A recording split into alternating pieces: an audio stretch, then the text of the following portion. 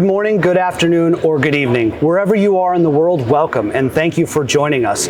This is AutoVision News Radio at AutoSens and InCabin USA 2025 from the Huntington Place in downtown Detroit.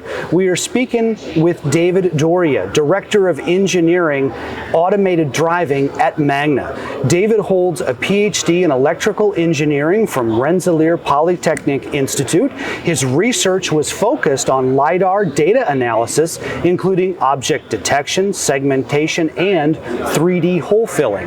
After spending time in defense research labs, he spent many years at HERE Technologies, building and leading teams to develop, implement, and produce algorithms for automatic computer vision-based high-definition map creation. Most recently, Dr. Doria joined Magna as a Director of Engineering. He drives many initiatives from next-generation ADAS to state-of-the-art sensors and vehicle architectures. He lives outside of Boston with his wife and 2 children, and when not at work, he enjoys photography and woodworking. David, welcome to AutoSens and InCabin. Good to see you, friend. Good to see you. Thanks for having me.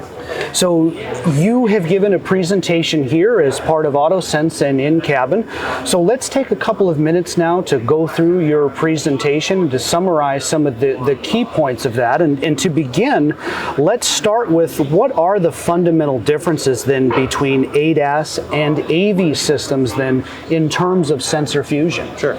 So I guess let's start with what those two things are for maybe the readers that aren't familiar.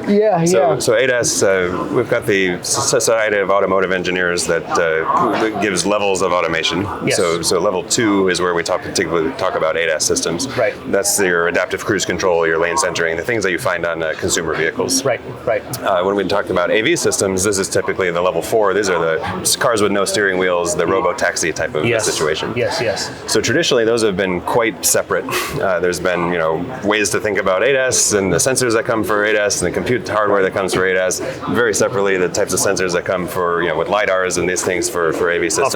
Of course. Those two things, are starting to kind of converge in a way. So, there's still very different companies. So Magna is very focused in the L2 space. That's where the volume is. Right.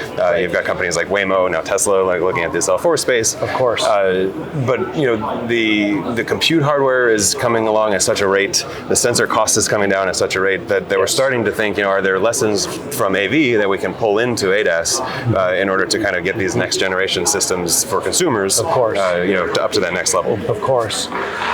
From your perspective, David, what are some examples then of intermediate or maybe, to use the term, hybrid network architecture? So what are some examples of intermediate or hybrid network architectures that have shown promise then in bridging this gap between ADAS and AV? Sure. So if we think about, we can restrict the space a little bit. Let's talk about sensor fusion. That's what I'm here to talk about today. Sure.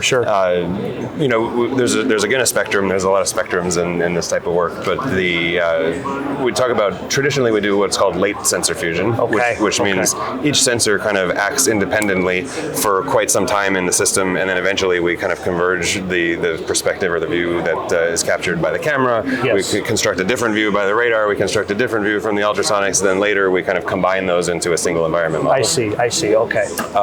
Where in an AV, that's a typical ADAS system these days. In an AV system, typically they're doing what's called early fusion, where they're heavy reliance on the convolutional neural networks, the deep neural networks, where they take all the raw sensor data directly into the neural net, let it do its magic, and pop out a single environment model right from the get-go instead of building multiple that then get combined. Sure. So what we've started looking at is what we call mid-level fusion. So it's kind of a hybrid where, since we don't have the extremely powerful compute, we have to reduce what the network is doing a little bit. So we take something like a smart camera. So now instead of taking the raw pixels and feeding them to the network like you would do in an early fusion, we take the objects that come out of a smart camera, but then some of the other sensors like radar, we can take the raw data directly, and so we're kind of combining at different points in the system, the camera outputs from the raw radar inputs, and we kind of get the best of both worlds, where it's a low compute requirement, but still a kind of better output. Sure, that makes sense. Let's go all the way to maybe the end point, if you will, to the dealership, to the consumers, to the everyday car buyer. So what are the potential benefits for consumers and car buyers if ADAS systems can incorporate more of these advanced sensor fusion techniques? Yeah. So I think the goal is to get the consumer cars to be as autonomous as possible, right? People talk about your time is very valuable, of course, and so if you can buy a car that gives you some time back through this type of hands-off, eyes-off type of driving, that's really what everybody wants. Yes. So as we start moving from individual ADAS features that act very independently, you can switch them on and off independently. They do very a focused job. Your adaptive cruise control, it looks straightforward. It finds the vehicle in front and it tracks the motion very separately from whatever else is going on in the car. Right. If we can do these more advanced fusion techniques, you enable things that get closer to that final goal. So for example, your cruise control can now switch lanes if it has a more contextual awareness. So which now makes sense, yes. It needs to now know what's happening behind it, what's happening on the side of it, in addition to what's happening in front of it. So fusion is the way that you kind of build the necessary foundation in the system that then you can make more sophisticated driving actions because now you know what's happening around you in a much more clear way. Of course. What are the implications then for automotive manufacturers and suppliers in terms of investment and development priorities? What's your perspective there? What do you see? Sure. So before the interview, I was telling you I'm kind of a software guy at heart. Yes. I'm now responsible for kind of the full systems, but software and hardware have an interplay that's kind of always going to be there. Yes. If we can show that if only we had X hardware improvements that we could enable all these software improvements, that's a pretty strong reason for people to start to make those hardware improvements. Right. Likewise, if there's some jump in the hardware, then now we can kind of do something new with. It's just kind of this give and take over time where maximizing each as a function of the other is kind of a pretty cool way to move the industry forward. Yeah. Where do you foresee the evolution of ADAS systems in, say, the next 5 or 10 years in context of everything we've been talking about? What do you see in the future? Yeah, I think actually we get a pretty good glimpse of the future if we look into the Chinese market. Okay. So we took a trip last year, and what they have in consumer cars there is quite amazing. They go all the way to a feature that we call Urban Navigate on Autopilot, which is more or less that L4, but with a human still responsible. Yes. But it can do very impressive things for navigating complex intersections and basically all the driving tasks with just minor errors, 1 per hour type of errors. So those are very hard to get rid of, to move all the way to an L4 system. But that's the kind of thing that people are going to start to expect in the kind of premium trim levels, where they say, hey, I'm paying all this money for this car, why can't it drive itself? That's where we're heading. Absolutely. David, I want to go back to just a couple of things in your bio. So I know you're passionate about software. You said that you're a software guy. I can see the passion that you have when we speak. 2 other things from your bio that you have passion for: photography and woodworking. Where did the passion for those 2 things come about? Yeah, well, actually, woodworking is a funny story. I took a job in Baltimore and had a few weeks before I ended up starting the job. They had a community wood shop, and I said, hey, I don't know anything about this, so let me go check out the community wood shop.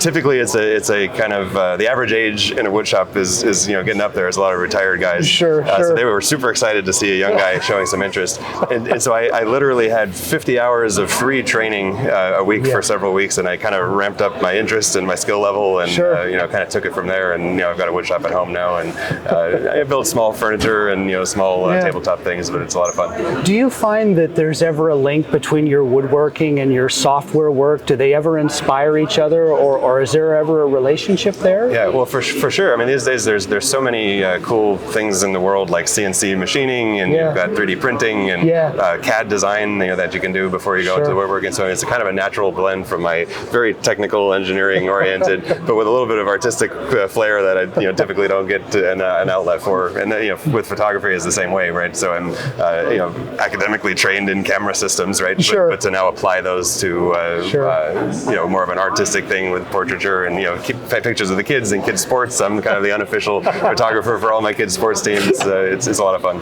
I love it. Fantastic. Speaking with David Doria, Director of Engineering Automated Driving, Magna. From all of us here at AutoSens and InCabin, we want to thank you for being with us, sharing your expertise, your knowledge, and your insight, taking time out of your busy schedule to come and to speak and to share your knowledge with our audience here.